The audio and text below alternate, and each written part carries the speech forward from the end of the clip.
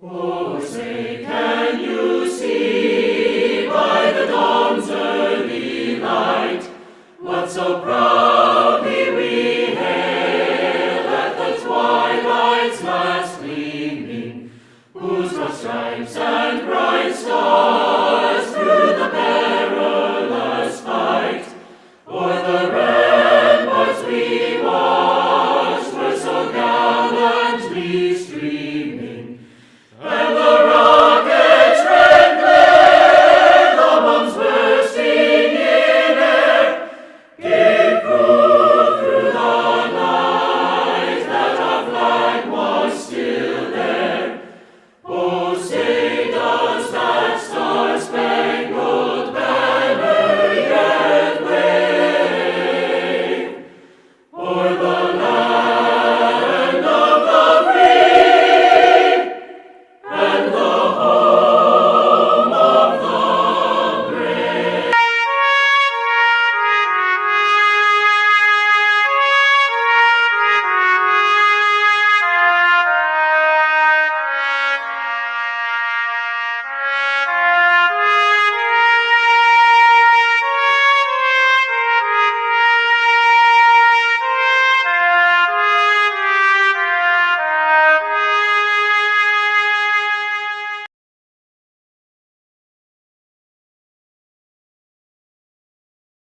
I spent many years as a police officer.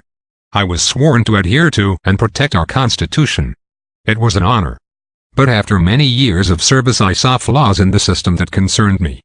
I retired many years ago, and not until recently have I been awakened to the fact that my simple beliefs were and are not reality. Our Constitution rides in the back seat. Although the following narrative describes certain undisputable events that support my beliefs that our nation no longer represents truth, honesty, and the American way, they are small and insignificant when you compare them to the slow progressive centurial evolution of corruptive collaborative successful efforts it took to literally change the meaning of the words in our Constitution. And let there be no doubt that the current definition of our Constitution as decided by our Supreme Court does not benefit the masses in the United States of America. This is why there is always division amongst Congress as to who should be sitting in a Supreme Court chair. The power of the Supreme Court is undisputed. Supreme Court nominees are all lawyers. Lawyers are nominated by President and approved by the Senate. How does a lawyer who desires to be a Supreme Court judge get nominated by the President? I'll leave that to your imagination and logic. All this was accomplished because we live in a free land and freedom is not discriminate. Freedom has enabled all of the three branches of government to be governed by one. The judicial branch and enforced by an army of obedient lawyers who have infiltrated the other two branches of government. The rule of law was and is created, described, evaluated, massaged and spit out by our judges.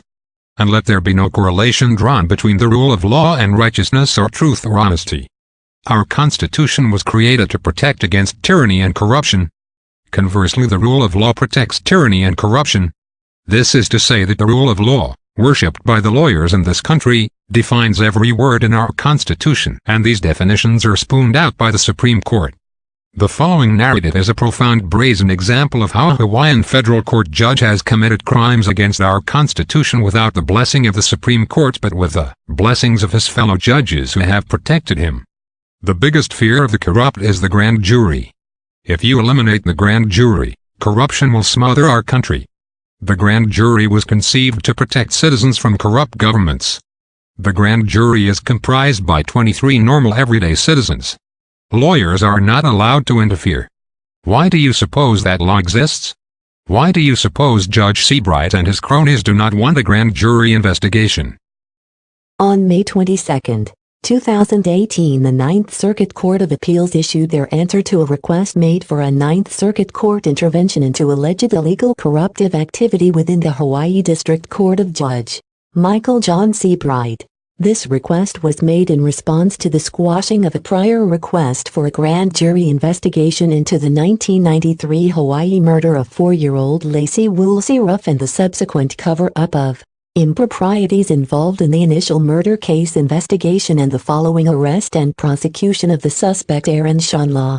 Much later in 2012, Aaron Shanlaw's brother Todd admitted complicity in the murder of the Ruff little girl.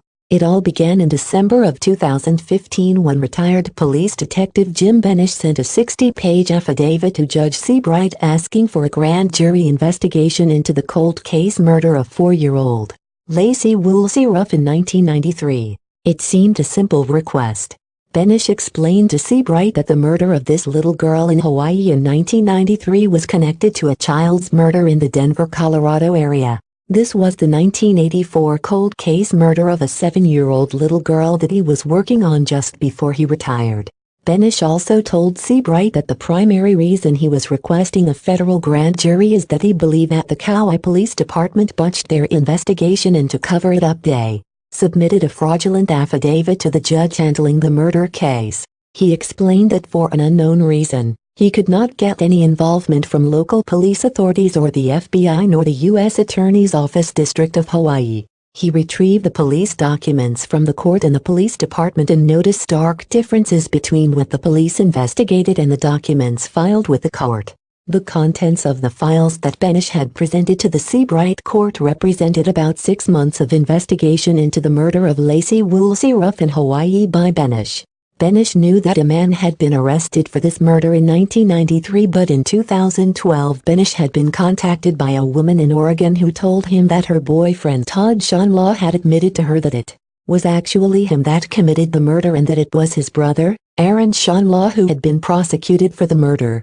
Benish learned later that it was Todd Shanlaw who turned in his brother for the murder. He also could see from the police documents that there was no physical evidence that implicated Aaron Shanlaw, but there were witnesses and other evidence that implicated Todd Shanlaw. It looked to Benish like the police had arrested the wrong man. Benish found many inconsistencies in the original 1993 murder case investigation and discovered that a federal crime fraud against the court had been committed. It appeared that the police investigators failed to inform the judge who was presiding over the probable cause hearing on the arrest of Aaron Shanlaw in 1993. That there was exculpatory evidence that was withheld from the court in 1993. As Benish's inquiries progressed over the next 6 or 7 months in 2015, he was contacted by other people who alleged corruption in the Hawaii police agencies as well as allegations against judges, and he looked into these allegations too. When Benish had completed looking into the other allegations, he came to the realization that the cover-up of the original investigation into the murder of Lacey Woolsey Ruff was not entirely about that murder. In fact, there were indications of money laundering that involved huge deposits into local banks and subsequent transference of these funds into non-profit foundations such as the Hawaii Community Foundation. There were also suspicions of other murders and fraud involving local lawyers and their handling of will and trust agreements. The nexus in all of this was the Kauai Police Department, who had arrested Aaron Shanlaw. After Benish had packaged up the documents that supported his investigations, they were delivered to the Federal Court District of Hawaii. Seabright's initial response to the boxes of documents came via his clerk Leon Abernathy. Abernathy told Benish in a letter that they could not accept his request and that he should go to the court and retrieve his documents that were meant for the grand jury, and that if he did not pick them up they would be destroyed. Benish knew that the court clerk, Abernathy, had no authority to destroy records or documents. In fact, he knew that it was against the law. Title 18 U.S. Code 2071. Benish performed an email search and was able to locate Judge Seabright's personal court email address. He sent the judge an email and protested the threats made by his clerk and again requested that Seabright empanel a grand jury. On or about January 8, 2016, Benish received a telephone voice message from Seabright's clerk Leon Abernathy stating that the grand jury request was to be honored and processed that same week. Months went by after that, and by mid-2016 Benish nor any other victims had been contacted by a representative of the grand jury. Benish was suspicious. He and others made telephone calls to the court and spoke with Abernathy about the grand jury to verify that the grand jury had been impaneled. Each time contact was made, Abernathy indicated that although she could not reveal any information about the grand jury, the case had been forwarded to the jury. Benish was satisfied that the grand jury had his information and would do their job, but he was wrong.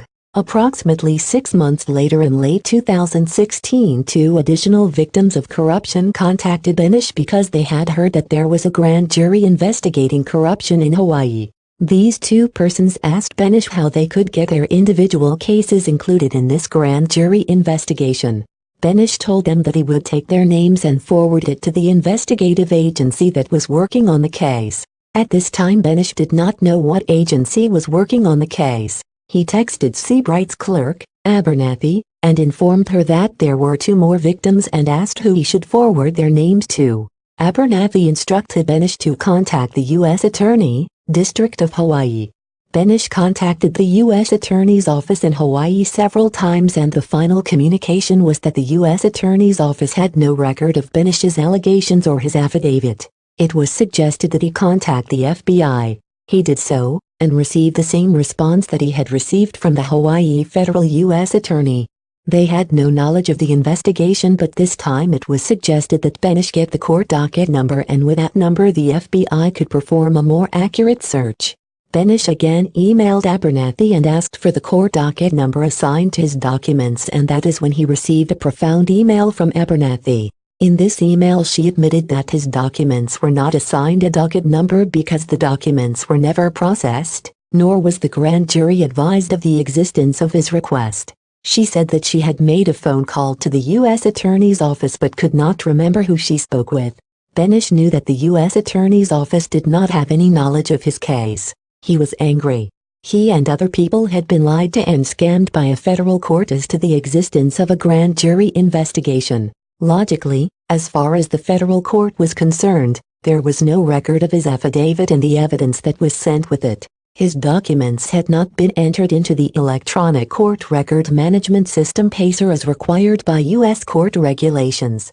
To make matters worse, Benish said, when we requested any court documents that would substantiate their initial claim that they properly processed my documents as required by law and/or any other documents that indicate that there was contact with either the Hawaii U.S. Attorney or any other investigative agency, the request was denied, citing the grand jury secrecy provision that excludes grand jury information from accessible court documents. How could there be a grand jury exclusion as there was no grand jury? Would this not be an effort by the court to conceal the whole thing? Benish's affidavit list of defendants was extensive and the crimes included murder violations of the RICO Act and numerous other federal violations. A timeline description of all of the events are as follows. On December 10, 2015, Benish requested the processing and transmittal of his affidavit of criminal allegations of multiple violations of federal crimes to the sitting Hawaii federal grand jury. On December 29, 2015, federal judge Seabright's clerk notified Benish that the request was being rejected and will be destroyed if he did not retrieve the documents. On January 8, 2016, Benish telephoned Seabright's clerk to inquire as to why the request was being rejected, and the answer was it's just a general opinion.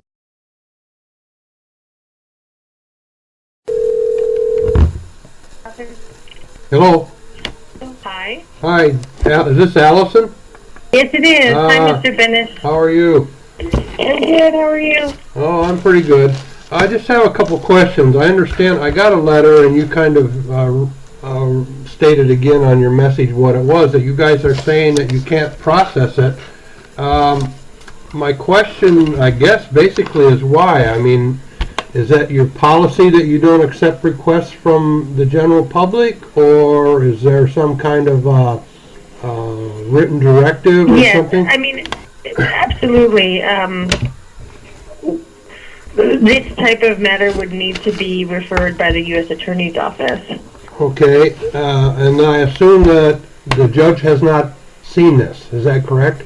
I brought it to their attention, and they told us to refer you to the U.S. Attorney's Office. So, which judge was it that told you that? Or was it a group of judges?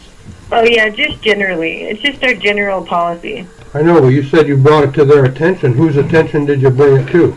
The reason I'm asking these questions is there's a whole bunch of victims on here that I need to be able to tell them what's going on. It's not just me.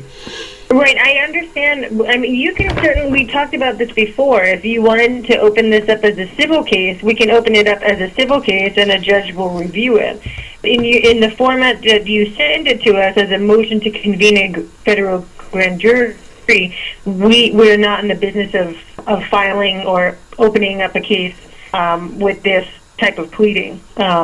Okay, maybe you have me confused with someone else. We never talked about this before, and it wasn't in the letter that No, was we sent did. You and I did have a conversation. You explained to me that the additional copies were for the members of the grand jury, but we're okay. not in the business of just taking these types of discovery documents and just giving them to the grand jury for review. Okay, I understand that. So, again, what I'm asking for, though, is what kind of a directive, or you're not making this decision yourself, someone else is making this decision. The reason I ask this is because there's certain types of documents that we receive and we process and we open, and this is not the type of document that we would receive and process. Okay, so then you have a federal court guideline that says that, what you will receive and what you won't?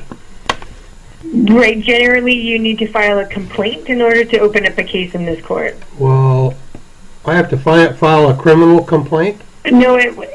No, the U.S. Attorney's Office would file a criminal complaint. You can file a miscellaneous type case or a civil case in order to bring something before the judge's review. Okay, so this isn't civil, this is criminal. So you're telling me that you don't accept criminal complaints from anyone but the U.S. Attorney's Office, is that correct?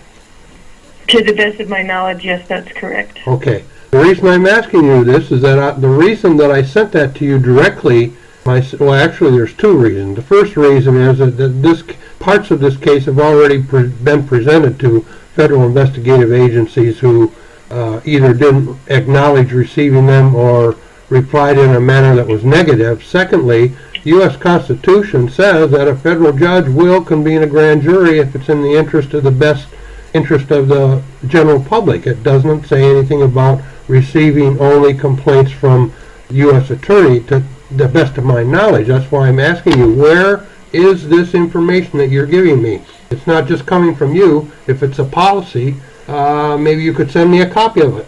Or if it was told to you by someone that's a superior to you, then maybe you could give me a name or something like that. That's all. This is not in any way civil. Okay, I understand. Well, I will certainly do a little bit more research and look for some type of policy that I can provide to you. But there's still the question of what would you like us to do with your copies? Well, I would like you to hang on to them until I get some kind of a answer from you as to why this can't be done. And once I get that, then I will be able to decide. If you have a directive or if there's some kind of a federal court ruling or procedure that says that you will not do that, most likely I'll have you destroy them. But until then, I would rather you just sit on them. This isn't going to go on for longer than 30 days, is it? I can't answer that question. We'll have to. We did some preliminary research and could only find case law pertaining to other cases. Is there? Do you have an email? Maybe I could send you some of my information, and it might help in this matter. You might say it's irrelevant. Okay, yeah, you can email me. My email is ag@hid.uscourts.gov. Okay, A is in Adam, G is in George, at HIG, which is Henry Ida George .us. HID, Hawaii District Court, HID. Okay. HID.uscourts.gov. Okay, that's good enough. I will get to work on this and send you some information, and maybe we can resolve this without any more phone tags and stuff, and I'll be on my way or not. Okay? Okay, and thank you. What's the name of the head judge there? The chief judge currently is Judge J. Michael Seabright. Seabright? Yes. Okay, J. Michael Seabright. Okay, thanks very much for your time. Hello? Thank you. Okay, thanks. Bye. On January 9, 2016, Benish sought out direct contact with Judge Seabright via email and explained the reason for the court's processing of documents to the sitting grand jury. On January 18, 2016, Benish received a telephone voice message from Judge Seabright's head clerk Leon Abernathy that his request was granted and that the documents would be forwarded to the sitting grand jury. Hi, Mr. Banish. My name is Leanthi, and I'm with the U.S. District Court in Honolulu, Hawaii. I'm calling regarding your motion to convene a federal grand jury, and I wanted to let you know that the material that you had submitted to the court will be forwarded to the grand jury. They are scheduled to meet this Thursday, so they will be provided with the materials that you sent us. If for some reason they do not meet on Thursday, there are times when the U.S. Attorney has scheduled time that they convene the grand jury, but at the last minute, the U.S. Attorney changes its mind and it does not present anything. So at that point, they're told not to come in. And if that happens, they will be given your materials at the next time that they come into the court. So again, we will be passing along your materials to them this Thursday or as soon as the next session is scheduled. If you have any questions, you can call me. My number is area code 808-541-1304. Thank you. On June 26, 2016, the Seabright Court verified to independent persons via phone requests that there was in fact grand jury participation resulting from Benish's affidavit in evidence. Clerk's office, this is Leanne. Leanne, yeah, you're actually the person I need to talk to. Back on January 18th, a motion for a grand jury was given to you with Jim Benish, and I'm just trying to see if there's any movement on that at all. I have not heard anything back, but that's not uncommon because none of us have any communication with the grand jury. Yeah, I understand. So I don't know what I can tell you as far as finding out the status. Well, of course, the normal procedure that we would be contacted at some point. I just didn't know if there's like a status, situation that goes through. It's at point A, point B. You know what I'm saying. Okay. All right. So. Yeah, I'm the only people that regularly have contact with the grand jurors are jury administrators who process them when they show up for their sessions. Okay. But other than that, we have no idea. Do you have like a rough idea, and I'm not going to hold you to it, obviously, but a realistic time frame from your experience from the time that one's submitted? And I know that this particular one obviously has it's quite substantial. There's a lot of stuff on it. But what is the average time frame? To be perfectly honest with you, this is the first time I've had experience with a citizen sending in something for the grand jury's consideration, so I have no idea. Okay. I'm really sorry. All right, no problem. I appreciate your help. Okay. All right, thank you. Sure thing. Bye-bye.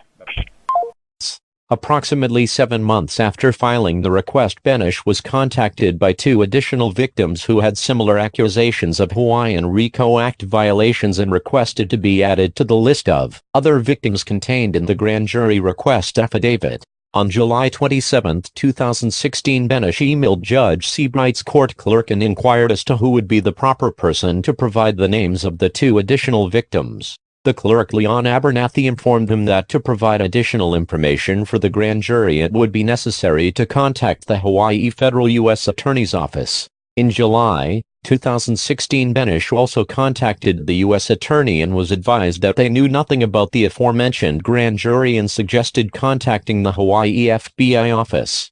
Benish contacted the FBI in Hawaii and was also told they knew nothing about the investigation, but asked for a case or docket number and they possibly could locate the case and then assist Benish. Months passed in 2016 as Benish tried to verify whether or not there actually was grand jury involvement in his allegations, or minimally was the affidavit of allegations even processed. He needed proof, yes or no. There were FOI requests sent to all 3 branches of government requesting information on the existence of the Benish's documents. On April 27, 2017, Benish again emailed the clerk and inquired as to the docket number as requested by the FBI, and Abernathy told him that there was no docket or case number and in fact his request was not processed. She further stated that she had contacted someone in the U.S. Attorney's Office but could not remember who it was or exactly when it happened. In July of 2017, in response to federal Judge Seabright's squashing of the grand jury, a judicial complaint against Judge Seabright was filed with the Ninth Circuit Court of Appeals Judicial Complaint Division. Benish alleged that Seabright had violated numerous portions of the Federal Judicial Code of Conduct. Incredibly, the complaint was ruled unsubstantiated by the panel of judges. However, the judicial panel cited responses made by the Seabright Court in their defense. The Seabright Court claimed that they could not process the Benish affidavit to the sitting grand jury because it had not first been investigated by the U.S. Attorney and that they had notified the U.S. Attorney of Benish's documents. There was no mention in the panel ruling whether or not an actual investigation was made to determine whether or not Seabright actually contacted the U.S. Attorney's Office. There was also no mention of the status of the Benesch documents or the prior claims by Seabright's court that there was in fact a grand jury investigation.